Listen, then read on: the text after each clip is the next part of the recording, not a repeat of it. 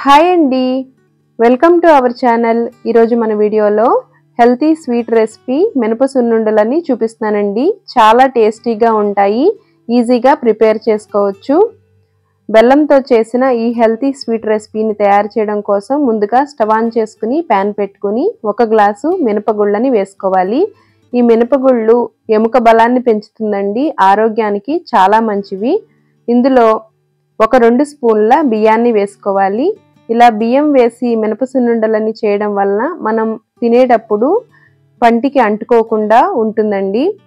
కమ్మటి వాసన వచ్చే వరకు లో టు మీడియం ఫ్లేమ్ అడ్జస్ట్ చేసుకుంటూ దోరగా ఫ్రై చేసుకోవాలి. మినుములు వేగుతున్నప్పుడు కమ్మటి వాసన వస్తుందండి.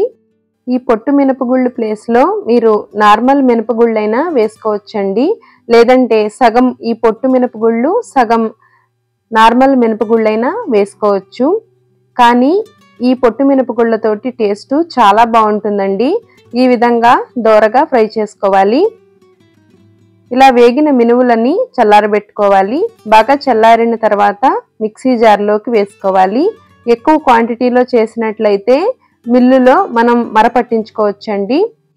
ఇలా మిక్సీ చేసి పెట్టుకున్న పిండిని మనం జల్లించుకోవాలి.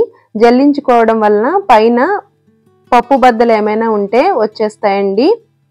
పిల్లలు ఈవినింగ్ టైంలో స్నాక్ అడిగినప్పుడు ఇలా పొట్టు మినపగుళ్ళతోటి సున్నుండలు చేసి చూడండి, చాలా బాగుంటాయి. పిల్లలు చాలా ఇష్టంగా తింటారు. ఈ విధంగా జల్లించుకోవాలి.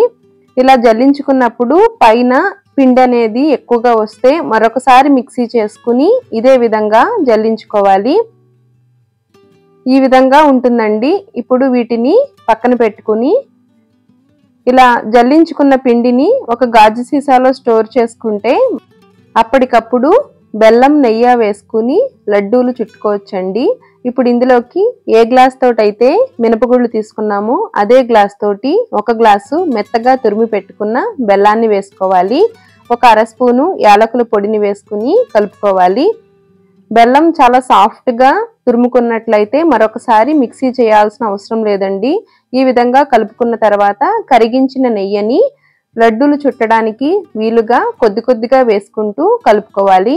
ఒకేసారి నెయ్యి అనేది వేయకుండా వీడియోలో చూపించిన విధంగా కంచం మధ్యలో కొద్ది కొద్దిగా నెయ్యి వేసుకుంటూ లడ్డూలని చుట్టుకోవాలి.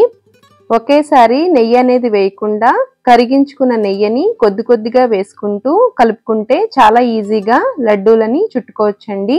ఇదే విధంగా అన్ని లడ్డూలని తయారు చేసుకోవాలి. మన ఛానల్లో మరిన్ని స్వీట్ రెసిపీస్, ప్రసాదం రెసిపీస్ కూడా ఉన్నాయండి. పిల్లలకి ఈవినింగ్ స్నాక్ రెసిపీస్ కూడా ఉన్నాయి. ఎండ్ స్క్రీన్లో లింక్స్ ఇస్తాను, ఒకసారి చూడండి. చూసారు కదా, ఎంతో సింపుల్ అండ్ హెల్తీ అయిన మినప సున్నుండలతోటి లడ్డూని ఏ విధంగా ప్రిపేర్ చేశామో మీరు కూడా ట్రై చేసి ఎలా వచ్చిందో కామెంట్ చేయడం అస్సలు మర్చిపోకండి.